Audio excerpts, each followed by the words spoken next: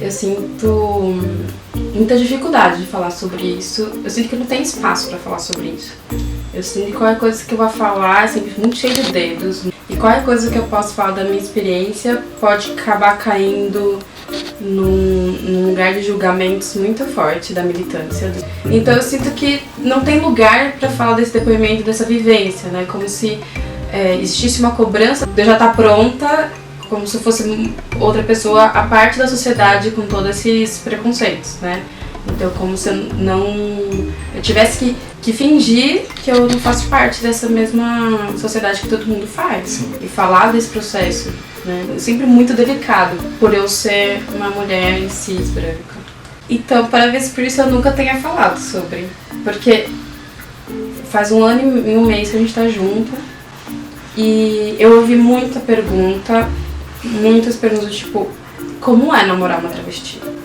Eu escutei muito isso, desde de jornalistas a pessoas que não tinham a menor intimidade comigo, mas me perguntavam. Me perguntam muito como é o nosso sexo. Mas e aí, como vocês transam? Que é a mesma coisa que perguntar também, e aí, né, qual é o seu genital, né, Maria? Eu acho que é uma pergunta meio parecida com isso. Eu nunca respondi. O Gilberto Menstein perguntou uma super oportunidade de falar sobre, não sei o que. Realmente eu não consegui. E naquele mesmo semana, eu tinha um cara que eu tinha uma abertura pra conversar de coisas com ele e tal. E ele sentiu a vontade de perguntar pra mim, e aí, como é namorar uma travesti? Eu acho que ele tava querendo saber sobre o sexo também, na verdade. Mas eu peguei e falei assim, é normal como namorar com outra pessoa, né? É que tem algo nisso, né, tem uma amiga nossa, né, que conviveu bastante com a casa, e uma vez um repórter veio me entrevistar e tava me entrevistando, e aí no meio da entrevista começou a tentar entrevistá-la e trazê-la pra reportagem dentro desse lugar exotificante da... Nossa, você convive com uma travesti, conta pra gente como é isso. Aí ela virou e falou, normal. Aí ele, como assim normal? Não, é normal. E aí ele não tinha mais matéria, porque ela não quis entrar dentro do jogo dele de exotificar e de tentar falar, nossa, é incrível, é um desafio. Sim. Sabe? Então esse é um pouco, eu sinto que é um pouco o seu lugar, né?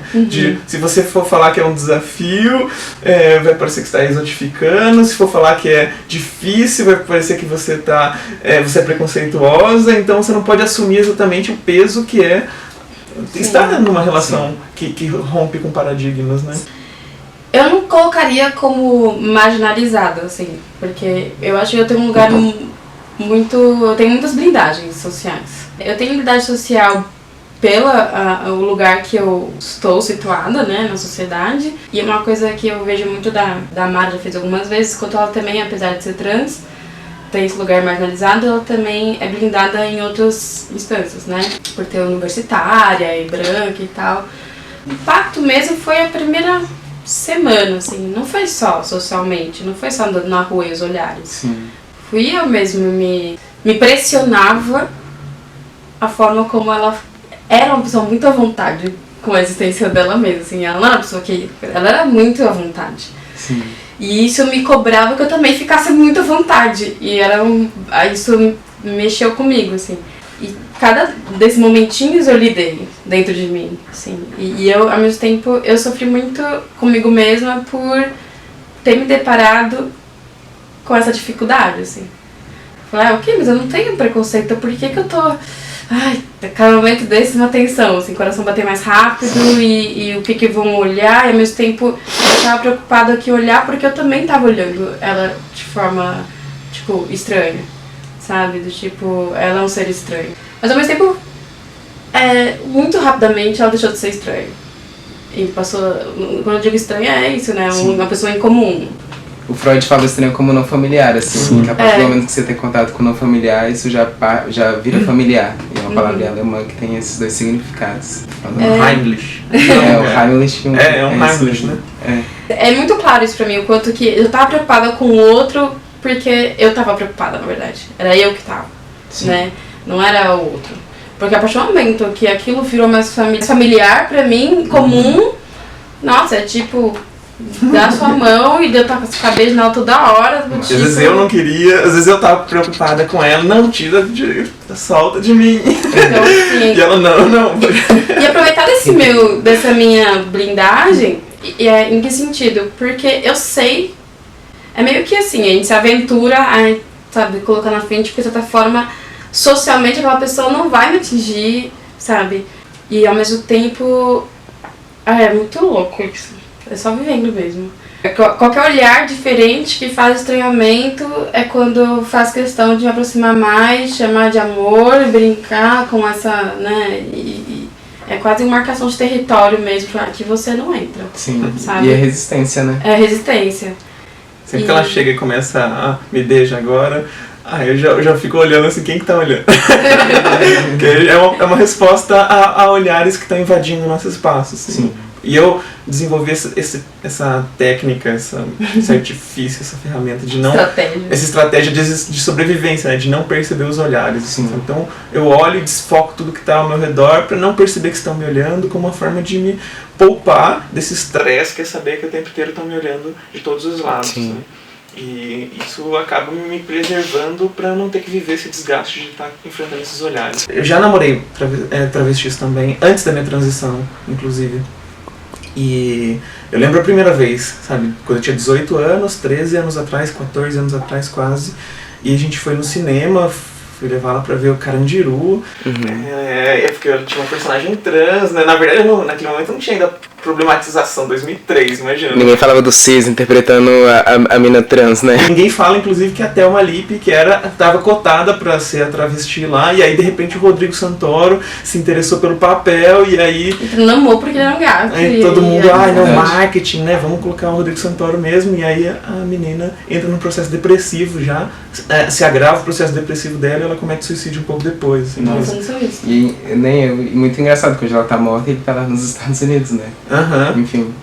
Imortalizado, né? Olha só que como grande ator, ele fez uma travesti. Não, e aquilo mexeu com a carreira dele, não foi? Com aquele certeza. Filme... Podia ter sido uma travesti fazendo aquele papel, né? E aí mas fui lá, queria levar minha namorada pra ver o filme, a gente foi.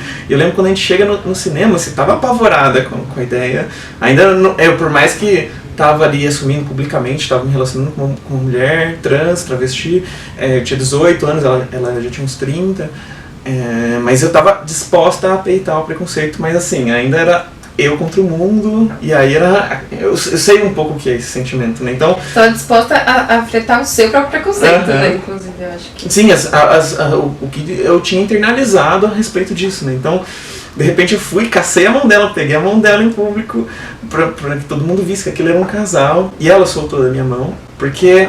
a gente nunca conversou sobre isso, assim, sabe? Ela não quis que eu pegasse na mão dela em público. E hoje eu sinto, assim, que ela não quis pegar porque ela sabe o tanto de violência que ia na direção dela e ela não queria que aquilo respingasse pra mim.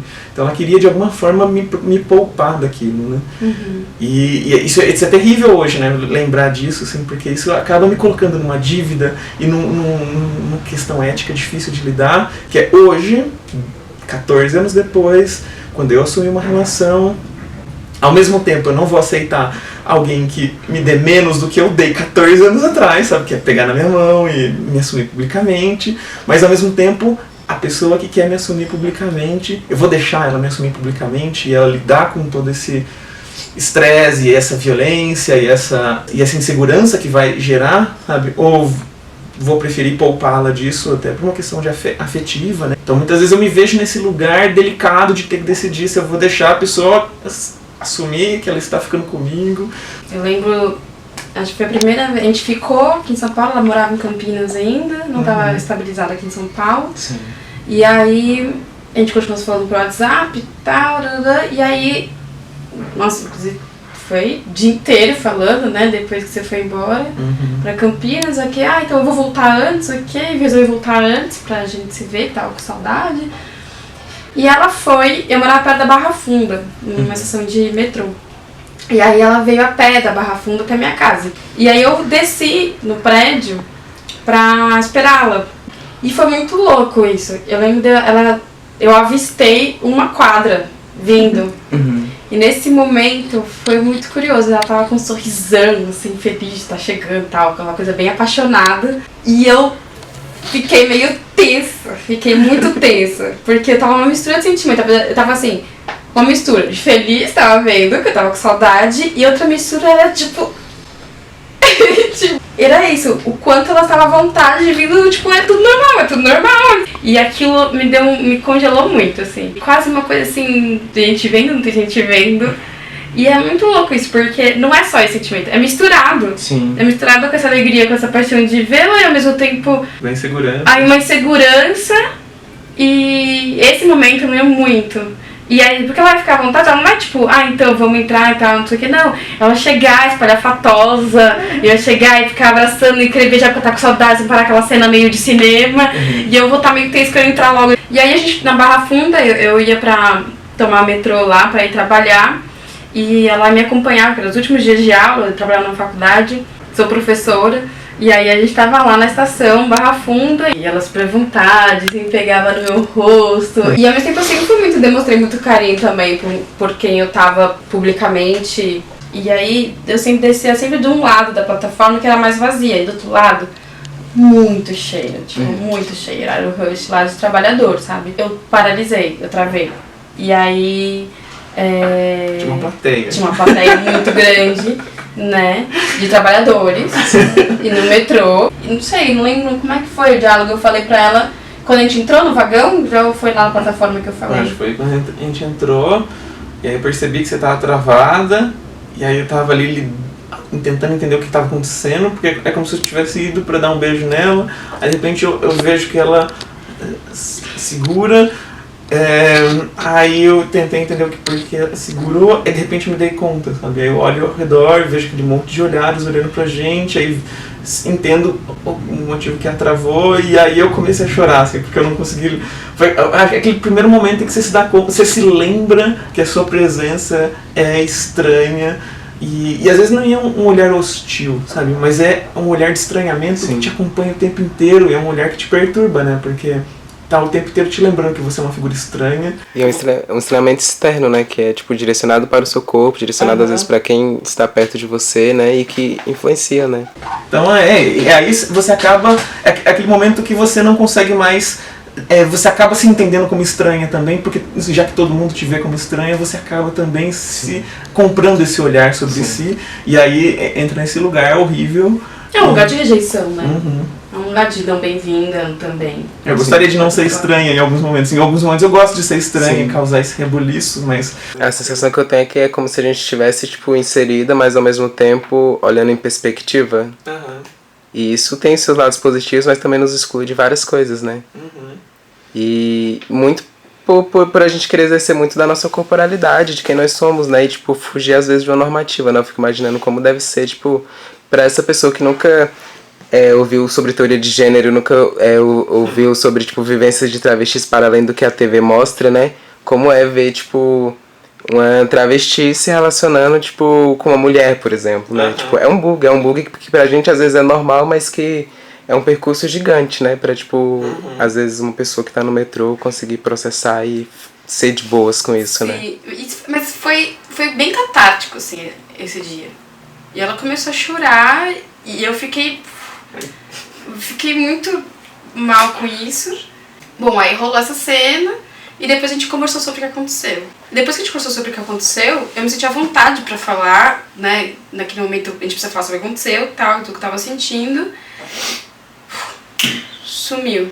Depois que eu me senti à vontade pra poder falar sobre aquilo que eu tava me julgando já. Eu tava mal pela minha trava, mas mal por ter tido a trava.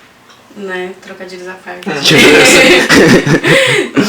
E aí, quando eu senti que existia um canal pra gente construir essa cumplicidade, pra gente atravessar isso junto, nossa, parece que eu nunca tinha tido aquilo na minha vida, parecia que aquilo nunca tinha acontecido.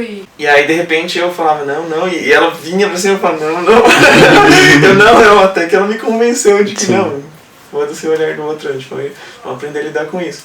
Eu comecei a entender quando ela fala, quando eu tô me sentindo mal, na aparência, me sentindo feia e tal, quer dizer que ela não tá se sentindo feminina. É sinônimo disso, não é que ela tá se sentindo feia. É como se outras trans também que eu conheço e interajo, conforme eu vou desenvolvendo essa afetividade, né, e vai entrando também pra esse escopo assim, do normal dentro da minha vivência, mesmo que tenha uma voz super por telefone, imagina, sem dúvida é um homem pela voz, né? Assim, você não sabe do contexto. Pra mim, aquela voz daquela mulher trans que é masculina é a voz da mulher, daquela mulher. Não é a voz de homem. Sim. Eu não consigo ver mais, não é que a voz de mulher, não é mais masculina pra mim. A gente vai mudando, transformando esses parâmetros, essas referências mesmo. Que são essas transfobias diárias, né, que estão inseridas nas nossas percepções. O molde das nossas percepções, né? A gente vai vendo coisas, vai encaixando nos nossos filtros de leitura, né? Sim, e aí quando rola de entender como é esses processos e tal, tudo fica mais relativo, né? Tipo, o que é a normativa, o que é o normal, né? O que é o estranho também, etc. Uhum. Exatamente, tudo vai virando relativo. Sim. Nossa, é bem essa sensação, assim. E aí quando me perguntavam, e aí, como é namorar uma travesti? Aí eu achava tão difícil responder isso, assim, porque é construir uma relação, e aí toda relação. Se eu tivesse uma relação interracial, por exemplo, com certeza eu ia ter que também lidar com as diferenças de vivências, assim, é isso, o filtro, assim, são essas diferenças sociais mesmo, né? Sim. E com qualquer outra diferença. E aí uma coisa que eu notei, que eu tinha um cabelo muito parecido com o da Mara, quando a gente começou a namorar, cabelo comprido, cacheado e tal. Uhum. E aí, pouco tempo depois, nem 2 meses, eu primeiro cortei curtinho, e 1 mês, talvez, depois, seguinte, eu fui lá e raspei com a máquina, comprei a máquina, tá até ali, e comprei e raspei todo o meu cabelo. Quando a gente se conheceu, eu falei, olha, eu tô num momento de transição na minha vida também, eu acho que você vai entender, que você também, né, passou uma transição importante. A minha não é de gênero, mas eu tô passando uma mudança muito fortes e tal, né? É interessante, tipo, só aproveitando esse gancho, né, que quando ela tinha o cabelão igual ao meu, parecido, e a gente andava então, com esses cabelos que chamam atenção, isso, é tão absurdo ver uma travesti com uma mulher se relacionando que as pessoas paravam a gente pra perguntar se a gente era irmãs.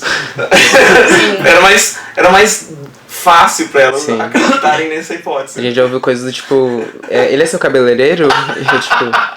Essa pra mim foi o ápice. Ela tinha acabado de fazer essas trans, onde que a gente tava? A gente tava indo pegar o busão pra ir pra Minas, começando a nossa viagem. Na rodoviária, assim, no ônibus, a moça perguntou, bonito o cabelo dela, né? E tipo, apontando pra ela, assim, meio que fetichizando já, porque a gente tava dentro do BRT ali. Quase pegando já. Quase. O cabelo dela, bonito, né? Eu sei que é o cabeleireiro dela. Aí eu falei, não, moça, eu sou o namorado dela.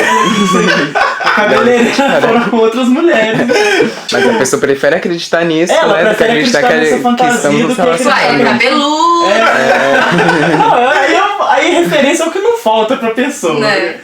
Vai encontrar qualquer coisa que vá poder fazer sentido essa versão. Não, esse dia realmente eu fiquei estarrecido. Foi, acho que o pior de Foi uma carinha dele. E é interessante isso das hipóteses que as pessoas vão lançar sobre o que significa nós estarmos de mãos dadas ou andando juntas na rua, né? Eu lembro a primeira noite que a gente ficou, né? A gente não era namorados Nossa, ainda. verdade, né? Aquela primeira noite ela tava com uma roupa de gala, que foi um evento super, que ela foi maquiada... Brapo. Pela Lavínia, maquiagem da MAC, toda de salto desse tamanho, ela já é mais alta que eu, um salto desse tamanho, e eu tava tipo, com aquele tênis, tipo all-star, com short jeans, uma blusa meio parecida com essa aqui tá até mais chique. Sim. Né? E com tênis e tal, E a gente ficou no evento, ficou meio de forma meio engraçada, assim, né? Porque a gente tava se paquerando, se flertando por WhatsApp, de repente ela chega e ela vai, me cumprimenta com um selinho, e eu achei que ela tava me cumprimentando com um beijo, aí eu beijei, beijamos loucamente, aí de repente... E aí bateu aqui, então rolou, o beijo foi maravilhoso e a gente não parou mais. Quando eu solto o beijo, ela vai cumprimentar a próxima pessoa com um selinho também, sabe? Meu Deus, ela solta o selinho.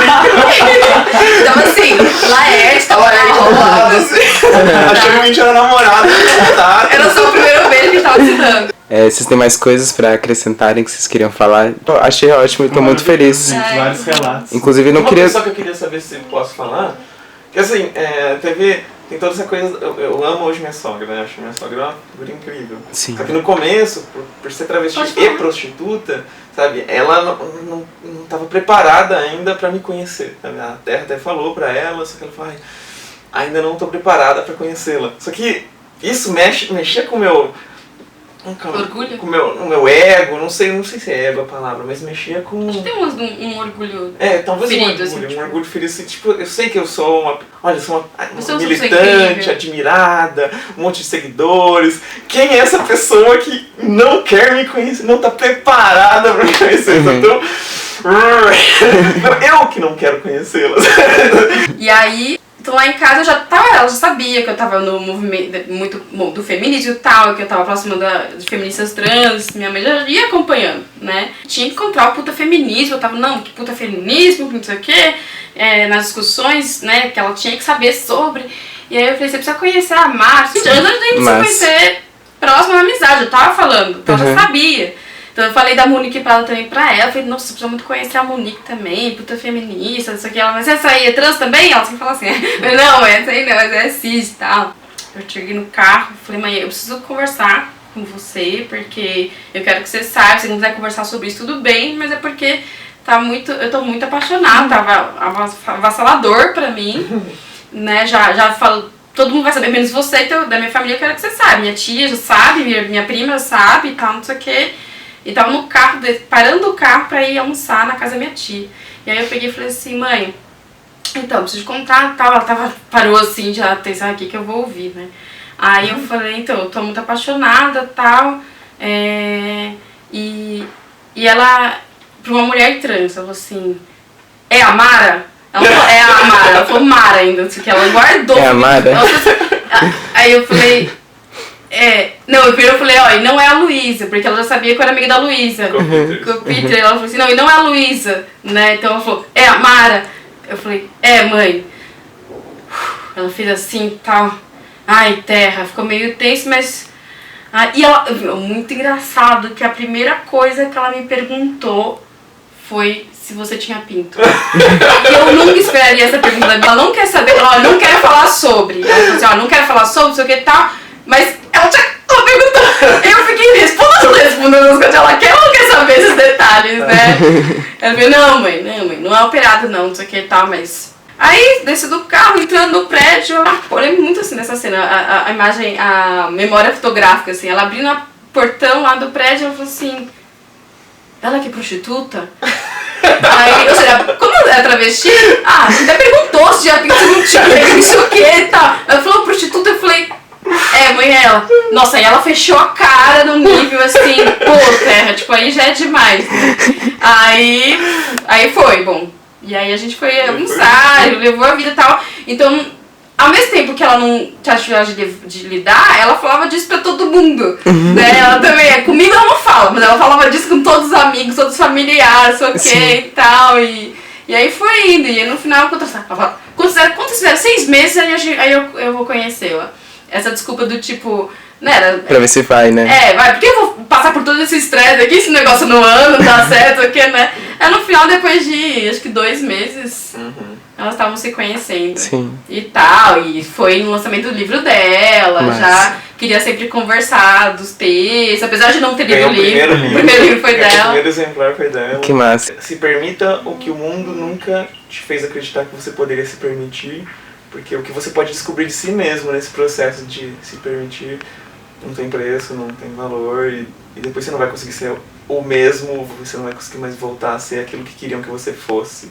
Você vai entrar nesse processo de descobrir o que você é e não o que queriam que você fosse. Eu acho que esse negócio que é tão forte pra mim, o permita-se, né? Se permita, acho que é muito forte porque a primeira pessoa que tem que te permitir alguma coisa é você mesmo, assim. Porque a gente fica vivendo, né, no automático na vida, querendo a aceitação e a permissão dos outros pra gente fazer e ser, né, seja lá o que for, o tempo inteiro, e esse é sempre o nosso sofrimento, que é a busca pela aceitação e a permissão, né, de existir, porque a gente não tá olhando pra gente, assim. Então, quando eu digo, talvez seja a única, porque a partir do momento que a gente se permite, as pessoas podem estar aceitando, não tá aceitando, e tá tudo... É isso, eu nem sei mais os olhares, se tem ou não tem, porque eu já não sinto, né? A partir do momento que eu me permiti e senti isso. Isso passou por várias formas na minha vivência, isso. Desde a coisa que pode parecer muito banal, de não usar roupa íntima, a namorar uma travesti.